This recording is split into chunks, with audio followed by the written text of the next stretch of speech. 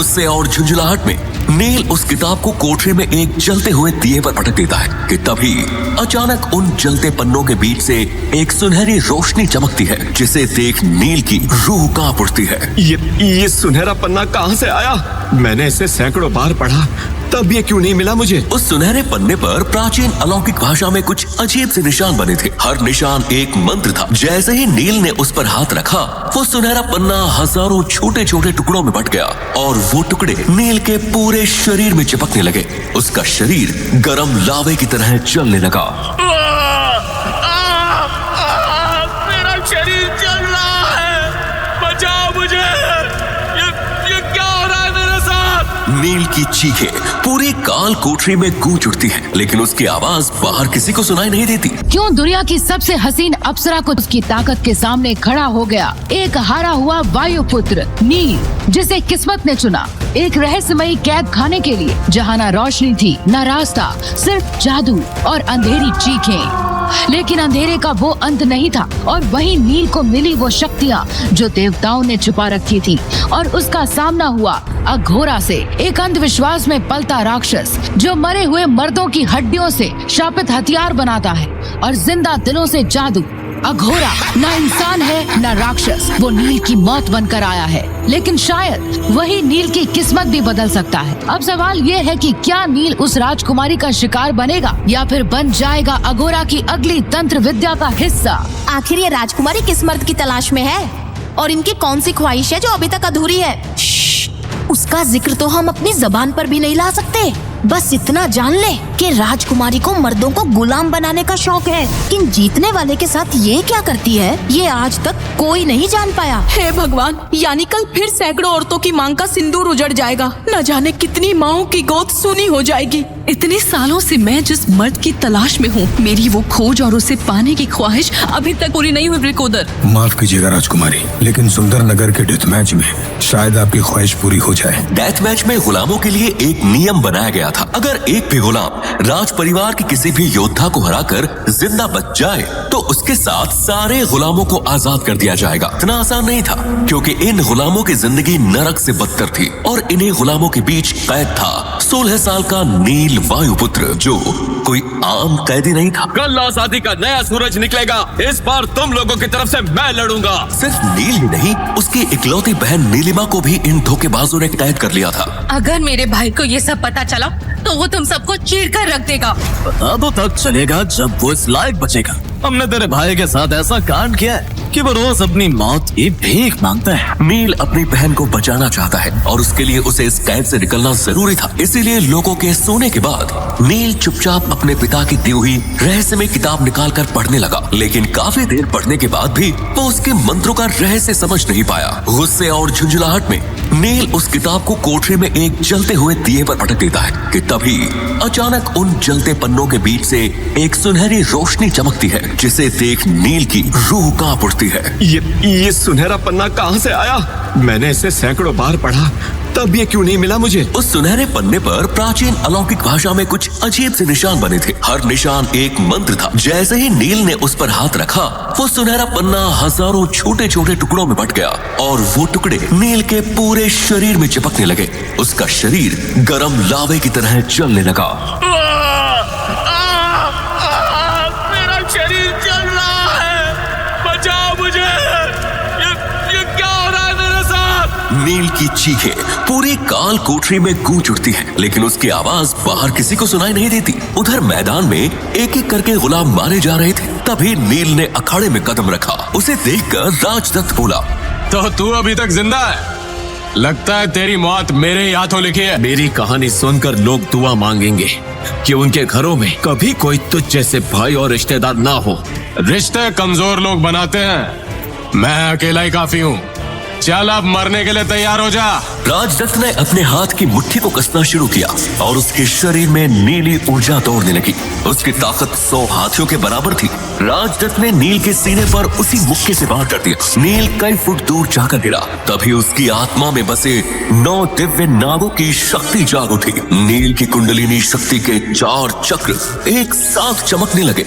वो फिर उठ खड़ा हुआ। ये देख वहाँ बैठे लोगों को अपनी आंखों पर विश्वास नहीं हो रहा था। इस हमले से कोई जिंदा नहीं बच सकता। सकता था, लेकिन नील ने राजदत्त की पूरी ताकत सोख ली थी। तेरा समय पूरा हुआ राजदत्त, अब मेरी बारी। नील ने एक जोरदार मुक्का राजदत्त को मारा। बस एक ही मुक्के में वो धूल फांकते हुए कई फुट दूर जा गिरा। लोग खुशी से झूम उठे, ढोल लगाने बजने लगे और मणिकर्णिका अपनी जगह से चौंक कर खड़ी हो गई। एक गुलाम के अंदर ऐसी ताकत कैसे आ सकती है?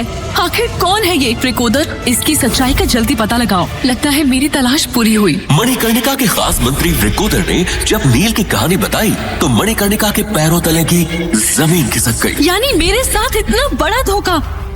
अब मैं इन लोगों को नहीं छोड़ूंगी। तभी नील मैदान में चिल्लाते हुए राजा नागेंद्र से बोला, डेथ मैच के नियमों के मुताबिक मैं जीत गया और अब आपको मुझे और इन सारे गुलामों को आजाद करना होगा। राजदत्त की हार उसके पिता युजवेंद्र और बड़े चाचा नागेंद्र को बर्दाश्त नहीं हुई। नागेंद्र किसी चोट खाए घायल सांप की तरह फुकार रहा था। वो इतनी आसानी से नील को छोड़ने वाला नहीं था। वो चिल्लाया, इतनी आसानी से नहीं नील, तुझे आजाद छोड़कर मैं इतने वर्षों की अपनी मेहनत बर्बाद नहीं कर सकता। मैदान में फिर मौत जैसा सन्नाटा छा गया। इससे पहले कि नील कुछ समझ पाता, आसमान गरजने लगा और लोहे की बड़ी सी हांडी जमीन पर आकर गिरी। उसमें से एक घिनौना सा दिखने वाला बूढ़ा आदमी बाहर निकला, जिसे देखकर सबकी चीखें निकल गई। नील गरजा, कौन हो तुम? तुम्हारी मौत अघोरा। अब शुरू होगा असली खेल। अघोरा इस इलाके का एक दुष्ट लोहार है। वो अपनी जादुई विद्या से घातक हथियार बनाता है। वो आए दिन किसी न किसी को अगवा करके ले जाता है और आज तक उनमें से कोई भी वापस लौट कर नहीं आया। ये अफवाह है कि वो जिंदा लोगों के खून का इस्तेमाल करके रहस्यमयी हथियार बनाता है। लोगों ने नील को अघोरा द्वारा अगवा करके जाते हुए देख लिया था। धीरे धीरे ये खबर पूरे सुंदरनगर में फैल गई। जिस किसी ने भी इस खबर को सुना वो सुंदरनगर और उसकी प्रजा के भविष्य को लेकर चिंतित हुए बिना नहीं रह सका। जब नील के पिता महाराज वीरेंद्र जीवित थे तो अघोरा जैसे दुष्ट लोगों ने कभी भी किसी भी तरह की परेशानी खड़ी करने की हिम्मत नहीं की थी। एक समय था जब सुंदरनगर पूरे उत्तरी क्षेत्र का सबसे शक्तिशाली नगर हुआ करता था, लेकिन राक्षसों के हमले के बाद वो फिर से कभी पहले जैसा शक्तिशाली नहीं बन पाया। महाराज वीरेंद्र के समय सुंदरनगर ने एक बार फिर से उत्तरी क्षेत्र में अपनी पकड़ बनानी शुरू कर दी थी और अंदर की बात यह है कि इसी वजह से श्यामल साम्राज्य के सम्राट संधि प्रस्ताव से सहमत हुए थे। लेकिन अफसोस महाराज की मृत्यु के बाद सुंदरनगर के हालात दिन ब दिन बिगड़ते ही जा रहे थे। अतीत में सुंदरनगर में रहने वाले लोग बेखौफ सड़कों पर चल सकते थे और कोई भी उन्हें नुकसान पहुंचाने या परेशान करने की हिम्मत नहीं करता था। लेकिन अब नगर से बाहर तो छोड़ो, नगर के अंदर भी उनका सम्मान नहीं होता था और अक्सर ही उन्हें सुंदरनगर के नौकरों और सैनिकों को रिश्वत भी देनी पड़ती थी ताकि वो उन्हें बेवजह परेशान न करें। आज की घटना के बाद उनकी रही सही उम्मीद भी टूट गई थी। उन्हें अब कोई उम्मीद नहीं रही कि सुंदरनगर अपनी वर्तमान स्थिति से कभी ऊपर उठ पाएगा। इधर दूसरी तरफ कांसे की हांडी के अंदर नील चुपचाप बैठा था। उसके हाथ और पैर मजबूत जंजीर से बंधे थे, जिन्हें वो अपने पूरी ताकत लगाने के बावजूद नहीं तोड़ पाया था। स्वाभाविक रूप से सुंदरनगर का पूर्व युवराज होने के नाते नील अघोरा के बारे में जानता था। उसके पिता महाराज वीरेंद्र ने उससे कई बार कहा था कि अगर उन्होंने अघोरा को पकड़ लिया तो वो अपनी रहस्यमय तलवार से अघोरा के 2 टुकड़े कर देंगे। नील वायुपुत्र ने अघोरा के कई भयानक अत्याचारों के बारे में सुना था, जिसमें उसने हथियारों को बनाने के लिए मानव बलि तक दी थी।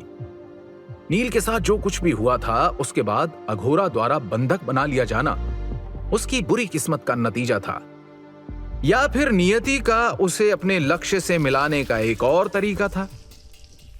हांडी बिना रुके तेजी के साथ आगे लुढ़कती रही। फिर कुछ देर के बाद वो अचानक रुक भी गई। अघोरा की आंखें उत्तेजना में चमक रही थी। वो नील की गंध को सूंघने के लिए उसके करीब आया। अघोरा ने खुद में बड़बड़ाते हुए कहा, मैं कभी भी इतने विशेष शरीर वाले व्यक्ति से नहीं मिला। इस लड़के की खुशबू मेरे नश्वर हथियार के जैसी है। नील गंभीरता भरे स्वर में अघोरा से बोला, तुम मजाक कर रहे हो, है ना? मुझे देखो, मैं भी तुम्हारी तरह हार्ड मास से बना हूं। मैं सिर्फ एक इंसान हूं, ना कि कोई हथियार। इसलिए बेहतर होगा कि तुम मुझे जाने दो। उसे अघोरा की नाक के इतने संवेदनशील होने की उम्मीद नहीं थी कि वो उसकी सूक्ष्म गंध को सूंघने में सक्षम होगा, लेकिन फिर भी वो शांत रहा और बाहरी रूप से दिखाया जैसे कि ऐसा कुछ भी नहीं है। तुम्हें जाने दूं? क्या तुम मजाक कर रहे हो? नील की बातों ने अघोरा को चौंका दिया। उसने बोलना जारी रखा, बिल्कुल भी नहीं। किसी ऐसे व्यक्ति को खोजना जिसके पास इतना शानदार शरीर है मेरे लिए किसी खजाने से कम नहीं है। मुझे तो इसका अंदाजा भी नहीं है कि जब मैं तुम्हें हथियार बनाने वाली हांडी में डालूंगा तो कितने शक्तिशाली हथियार का निर्माण होगा। मैं इसको लेकर बेहद उत्साहित हूँ। अघोरा ने नील के हाथों और पैरों में बंधी जंजीर को एक बार फिर से जांचा और फिर खुद हांडी से बाहर निकल आया। कांसे की हांडी के अंदर नील मायूसी के साथ एक तरफ बैठ गया। तभी उसे महसूस हुआ कि हांडी ऊपर की ओर उठ रही है। वो हैरान था, लेकिन जल्द ही उसे इसकी वजह पता चल गई। दरअसल अघोरा ने उस हांडी को जमीन से उठा लिया था और फिर उसे अपनी पीठ पर रखकर दौड़ना शुरू कर दिया। पहले अघोरा के हांडी के अंदर होने पर वो जिस रफ्तार से आगे बढ़ रहे थे, अब वो उससे कहीं ज्यादा तेजी से आगे बढ़ने लगे। कम से कम अब नील को अघोरा के शरीर से निकलने वाली दुर्गंध का तो सामना नहीं करना पड़ रहा था और ना ही हांडी के बार बार जमीन से टकराने का डर था। इसलिए वो अब बेहतर महसूस कर रहा था।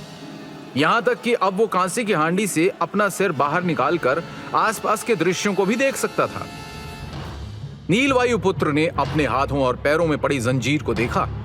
वो सोने या लोहे की नहीं थी, बल्कि किसी रहस्यमयी धातु से बनी हुई थी। उसने उन्हें तोड़ने की कोशिश की, लेकिन वो काफी मजबूत थी।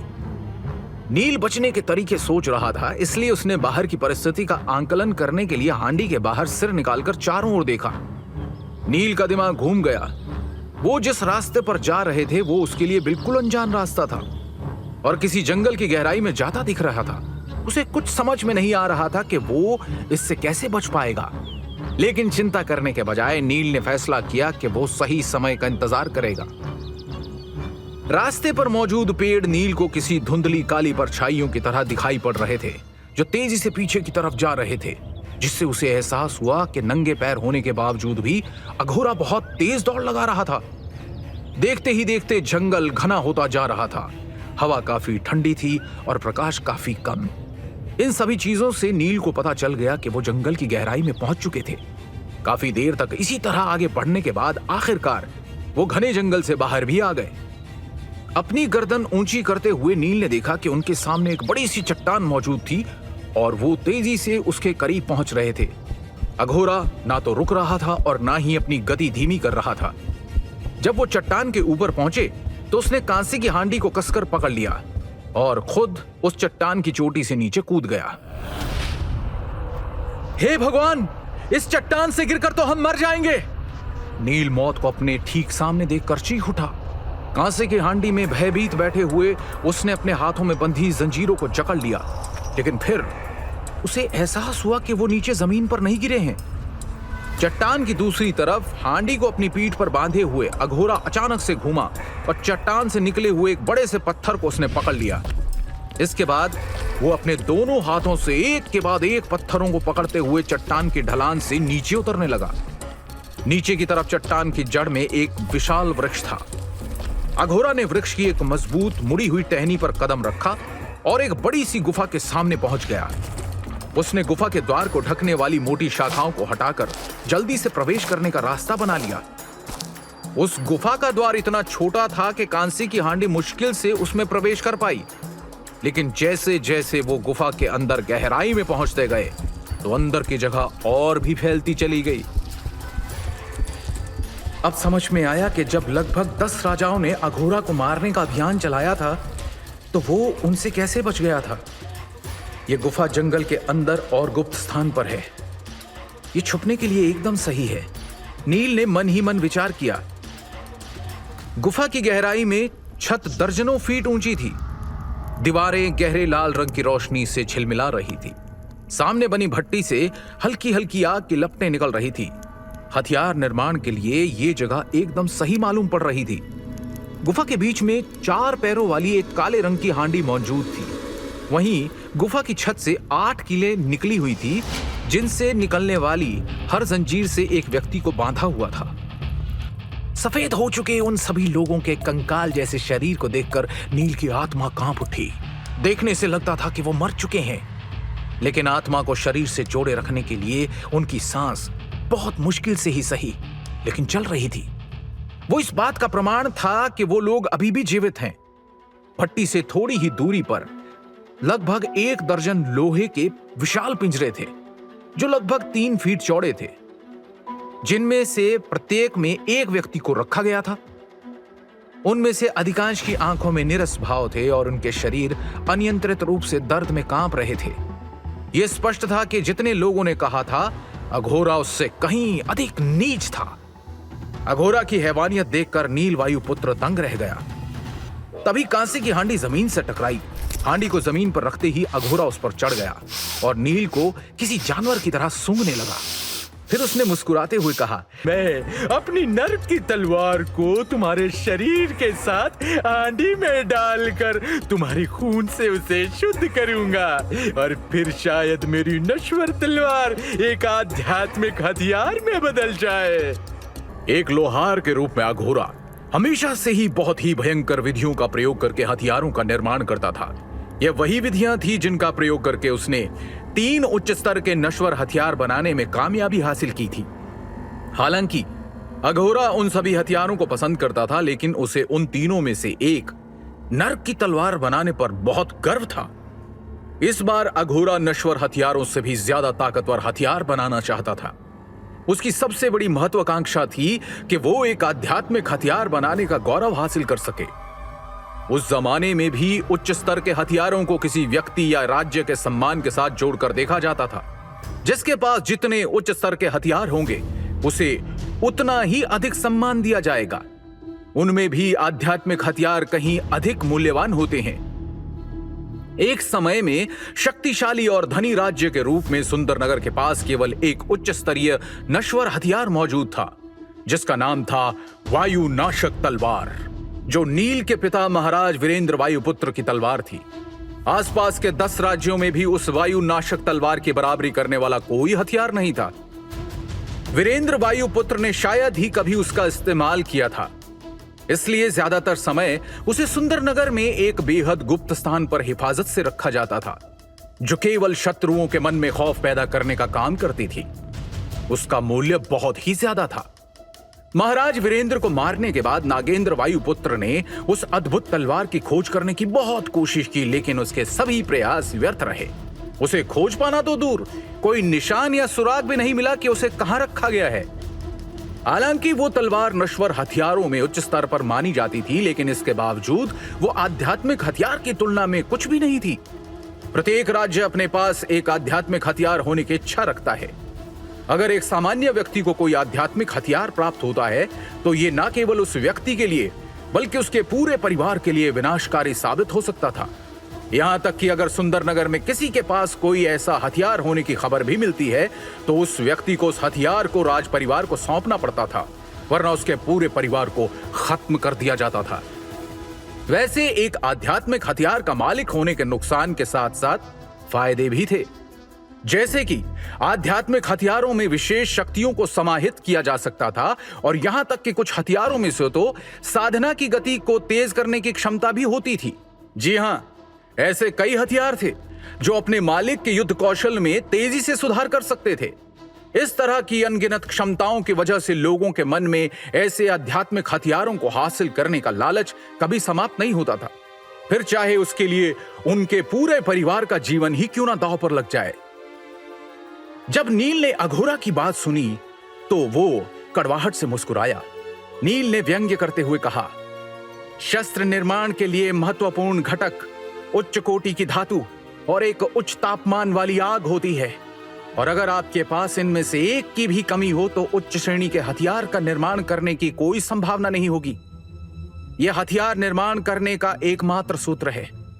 मुझे यकीन है कि आप इस बात को मुझसे बेहतर समझते हैं। इसलिए ये कहना बेवकूफी है कि आप केवल मेरे मांस और रक्त का उपयोग करके एक आध्यात्मिक हथियार का निर्माण कर सकते हैं। माफ कीजिए, लेकिन मुझे लगता है आप अपने हथियार की क्षमता बढ़ाने को लेकर गंभीर नहीं हैं। कि एक समय था जब नील को कई विषयों पर किताब पढ़ने का शौक था, जिनमें औषधि निर्माण और शस्त्र निर्माण के सूत्रों के बारे में किताबें भी शामिल थी। लेकिन वो औषधि या शस्त्र निर्माण के बारे में बहुत ज्यादा जानकारी नहीं रखता था। नील युद्ध कला में महारत हासिल करने के लिए इतना जुनूनी था कि उसने अन्य कौशलों पर कोई विशेष ध्यान नहीं दिया। अभी वो जिस स्थिति में था उससे वो बेहद हताश था, और अगर अघोरा का मन बदलने में कामयाब होने की थोड़ी सी भी उम्मीद होती तो वो अपनी पूरी कोशिश करना चाहता था। ठीक है, ऐसा प्रतीत होता है कि तुम्हें हथियारों को बेहतर करने के बारे में थोड़ी जानकारी है, लेकिन कोई बात नहीं, तुम्हारा ये हल्का फुल्का ज्ञान तुम्हारी कोई मदद नहीं करेगा। अघोरा ने नील को नीचा दिखाते हुए कहा। नील की बात का जवाब देते वक्त अघोरा हांडी के अंदर से जंजीरों को खोलने में व्यस्त था।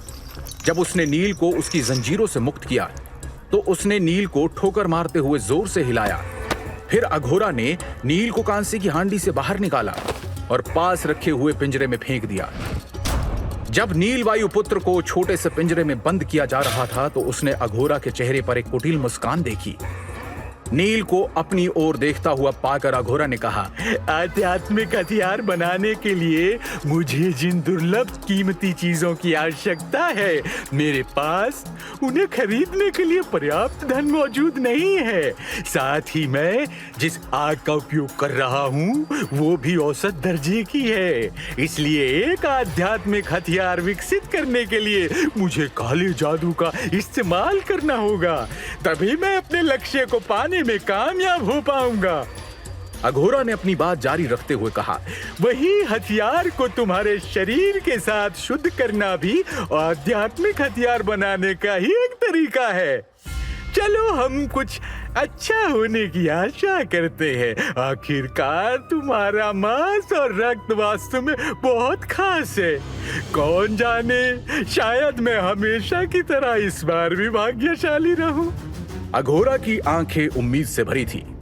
उसे समझ आ चुका था कि नील वायुपुत्र सामान्य इंसानों से कुछ अलग है। वो एक कुटिल मुस्कान के साथ बोला, आशा करता हूँ कि सब बढ़िया होगा। दरअसल ये ऐसी भावना थी जिस पर हर लुहार भरोसा करता था, और ये मुहावरा उसी भावना को प्रदर्शित करता था। चाहे कोई कितना भी विशेषज्ञ क्यों ना हो, किसी भी कार्य को शुरू करते वक्त उसके परिणाम के बारे में पूरे विश्वास के साथ कुछ भी कहना मुश्किल होता है। इसलिए कार्य की शुरुआत तो बस विश्वास के साथ ही करनी पड़ती है। इस बात से कोई इनकार नहीं करेगा कि शस्त्र निर्माण का काम 90% योग्यता और 10% भाग्य पर निर्भर करता है। ज्यादातर लोगों को ऐसा लगता है कि भाग्य ने इस प्रक्रिया में ज्यादा भूमिका नहीं निभाई।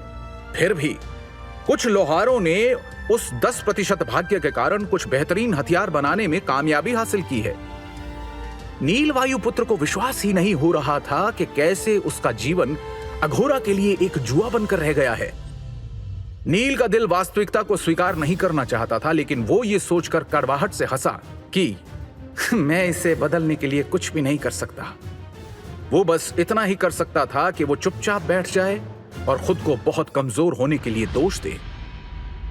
हालांकि नील पिछले महीने तेजी से प्रगति कर रहा था और वह मूलाधार चक्र से मणिपुर चक्र तक पहुंचने में कामयाब रहा था, लेकिन फिर भी यह पर्याप्त नहीं था। हम जितने भी ताकतवर क्यों ना हो जाए, जीवन की चुनौतियां आपकी ताकत से एक स्तर ज्यादा ही होती हैं। कभी कभी इंसान का भाग्य बेहद क्रूर हो जाता है। इंसान कभी समझ नहीं पाता कि उसके साथ जो हो रहा है वो नियति का कोई खेल है या उसका दुर्भाग्य।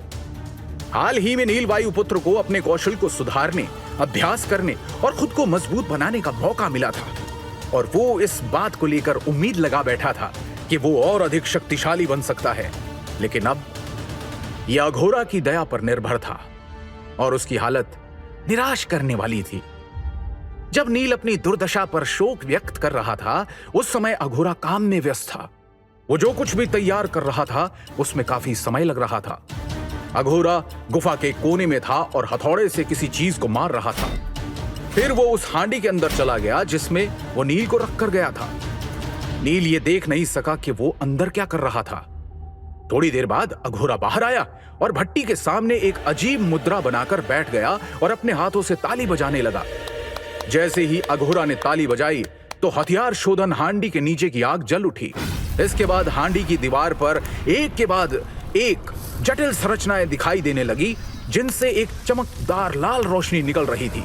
उस रोशनी से पूरी गुफा खूनी लाल दिखाई पड़ रही थी। ये रोशनी हांडी के अंदर रखे हथियार के टुकड़ों के साथ मिलकर उसे जोड़ने और उसकी गुणवत्ता निखारने का काम करती थी। हांडी को जलाने के बाद अघोरा ने एक तलवार उठाई। अघोरा के हाथों में मौजूद काली और सफेद तलवार अवश्य ही नर्क की तलवार होनी चाहिए, जो एक उच्चतम स्तर का नश्वर हथियार है। अघोरा ने थोड़ी देर तक नर्क की तलवार को पकड़ कर रखा। वो गर्व और कोमलता के साथ उस धातु की वस्तु को ऐसे निहार रहा था जैसे कि कोई बाप अपने लायक बेटे को देखकर गर्वित महसूस कर रहा हो। उसकी आंखें नम हो गई और उसका शरीर शिथिल हो गया। उसने उस तलवार को सहलाया। नील ने इस दृश्य को दूर से ही देखा। उसने अघोरा की प्रतिक्रिया भी देखी। ऐसे दुष्ट चेहरे पर इतने स्नेह का भाव देखकर नील चौंक गया। नील का दिल डर से कांप गया और उसे एक अजीब एहसास हुआ कि अघोरा शायद एक सनकी पागल व्यक्ति है। नील अघोरा के चंगुल से छूटने का मौका तलाश कर रहा था, लेकिन उसे ऐसा कोई पल नहीं मिला जब वो उसे चकमा दे सके।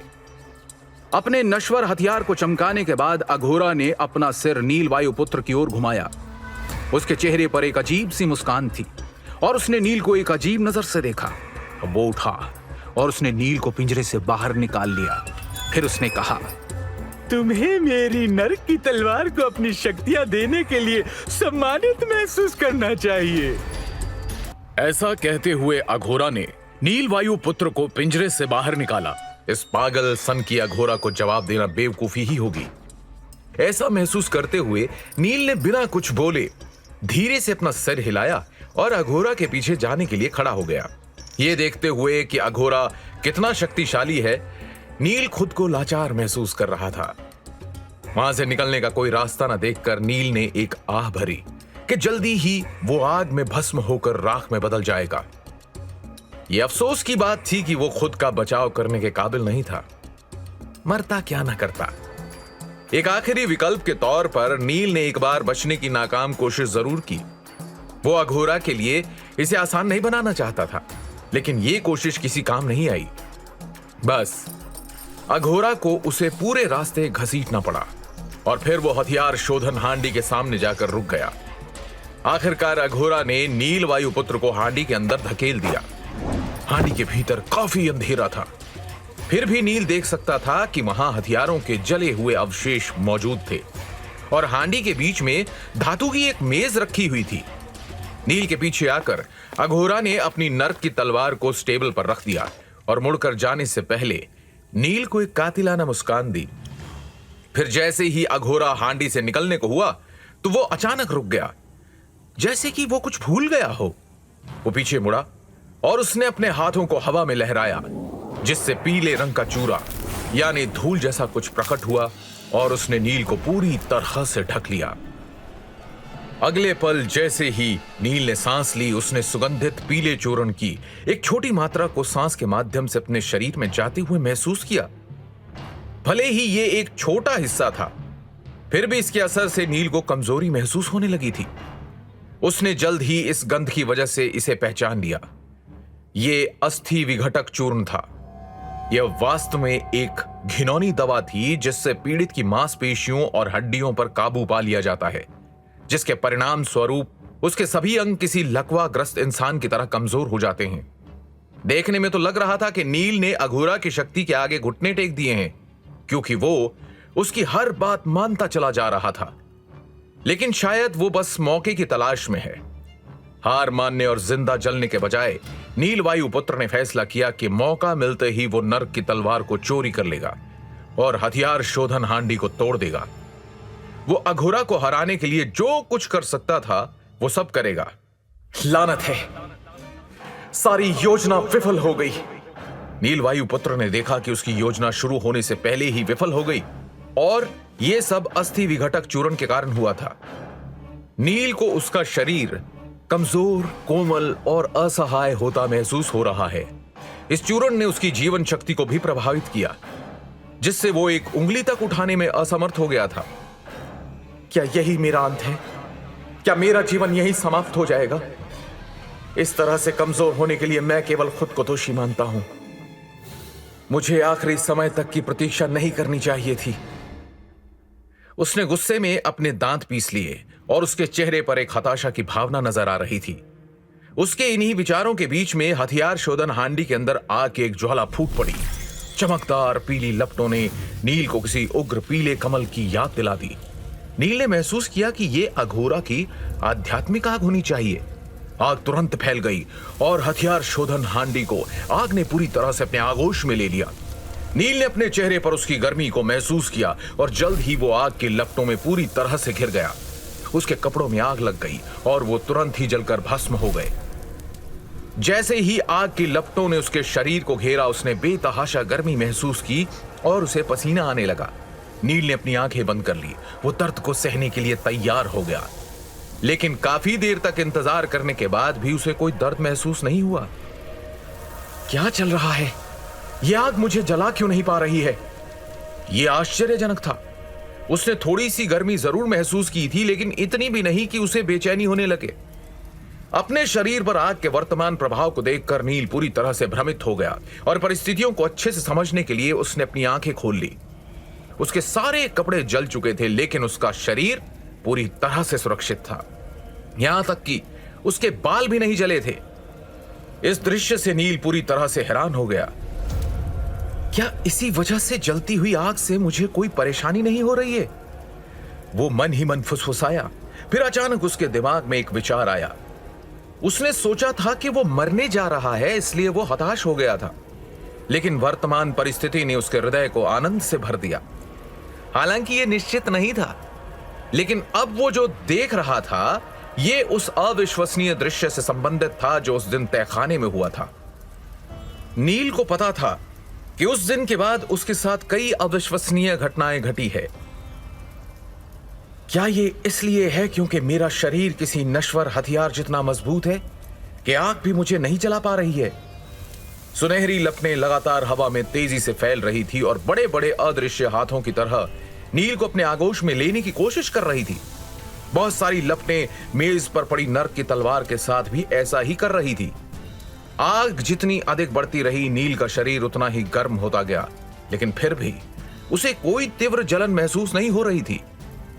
नील के विपरीत उस आग से नर्क की तलवार काफी ज्यादा प्रभावित हुई थी और जैसे जैसे आग बढ़ने के साथ साथ धातु गर्म हो रही थी, वैसे वैसे तलवार के काले और सफेद भाग से एक अजीब सी रोशनी चमक रही थी, जैसे कि वो आग की ऊर्जा को अपने अंदर समा रही हो। एक हथियार का निर्माण करते समय सबसे महत्वपूर्ण बात यह होती है कि हथियार को कब आग में डाला जाए और फिर आग की ऊर्जा को तलवार के अंदर समा जाने का मौका दिया जाए। यह बेहद अनूठा तरीका है। अब आग की लपटें नर्क की तलवार को चारों तरफ से घेर रही है। नील ने सामने देखते हुए विचार किया। यह थोड़ा अजीब था क्योंकि नील खुद भी हांडी के भीतर था और आग के लपटों में घिरा हुआ था, लेकिन फिर भी वो शोधन प्रक्रिया को बड़ी रुचि के साथ देख रहा था। जब नील हांडी में खड़े होकर शोधन प्रक्रिया को देख रहा था, तभी हांडी के बाहर से अघोरा की हैरान करने वाली आवाज आई। शायद उसने कुछ असामान्य महसूस किया था। आग की गर्म लपटों द्वारा नर्क की तलवार को शुद्ध करने की प्रक्रिया काफी लंबी थी और अघोरा ने अब तक नील के खाक हो जाने की उम्मीद की थी, लेकिन जब उसने अंदर देखा तो नील बिल्कुल पहले जैसी हालत में ही था। यह नजारा देखकर उसने सोचा, ये कैसे हो सकता है? ये लड़का अभी तक जिंदा कैसे है? अघोरा ने एक पल को खुद को संभाला और हिसाब लगाया। ये लड़का वैसे तो इंसान है, लेकिन इसके अंदर से एक नश्वर हथियार की गंध आती है। क्या ऐसा हो सकता है कि ये लड़का खुद भी किसी नश्वर हथियार के टुकड़े जितना मजबूत हो? इस संभावना के बारे में सोचकर अघोरा उत्साहित हो गया और उसका चेहरा खिल उठा। वैसे भी उसने कभी भी सामान्य तकनीकों का इस्तेमाल नहीं किया था और भयंकर तरीकों से ही हथियार का शोधन और निर्माण किया था। नील वायुपुत्र के पास मौजूद अजीब शक्ति को देखकर वो और भी रोमांचित हो गया। उसने जो आग जलाई थी वो दूसरी श्रेणी की थी। फिर भी वो सामान्य आग से 10 गुना अधिक शक्तिशाली थी। लेकिन उस आग ने भी नील को कोई नुकसान नहीं पहुंचाया। इस बात से अघोरा को समझ ही नहीं आ रहा था कि वो आखिर कैसा महसूस करे। ये युवक आग की लपटों के बीच खड़ा है, लेकिन आग इसका बाल भी बांका नहीं कर पा रही है।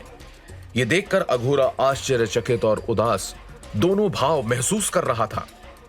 जाहिर है नील का शरीर एक बड़ा हथियार है जो आग से भी नष्ट नहीं हो सकता था। अब उसे क्या करना चाहिए? कुछ देर तक इस पर विचार करने के बाद अघोरा ने अपनी जेब में हाथ डाला और एक गोली निकाली। उस गोली के ऊपर आग की ज्वाला की तरह धारियां बनी हुई थी। अग्नि विगलन वटी। अघोरा ने उस गोली को देखकर अपने पागलपन और सनक के साथ हुंकार भरी। यह तीसरी श्रेणी की गोली थी जिसकी कीमत पूरे एक नगर के बराबर थी। यह थोड़े समय के लिए आग के स्तर को बढ़ा सकती थी। इस एक गोली को पाने के लिए उसने एक उच्च श्रेणी के बहुमूल्य नश्वर हथियार का सौदा किया था। अघोरा इस कीमती अग्नि विगलन वटी को बर्बाद नहीं करना चाहता था, इसलिए उसने इसे कई सालों तक संभाल कर रखा था। उस गोली को देखते हुए अगले ही पल उसकी आंखों में झिझक के भाव आ गए। उसने गोली को अपनी उंगलियों के बीच घुमाया और सोचा कि उसे इसका प्रयोग करना चाहिए या नहीं।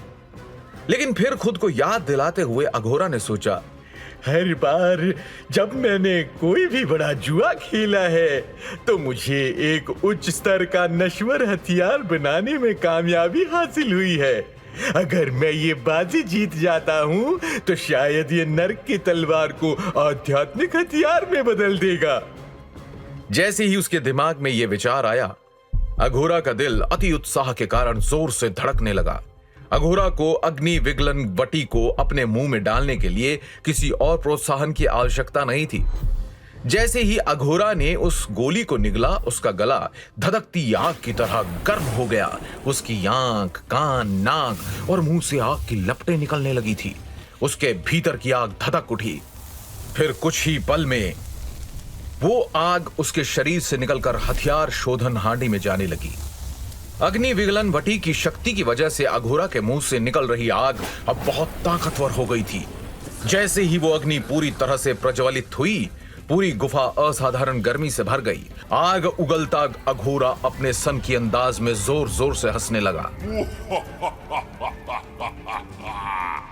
आगे की कहानी जानने के लिए देखिए अगला एपिसोड सिर्फ पॉकेट एफएम के यूट्यूब चैनल पर, और महागाथा के सारे एपिसोड्स को सुनने के लिए डिस्क्रिप्शन में दी लिंक से डाउनलोड करें पॉकेट एफएम ऐप।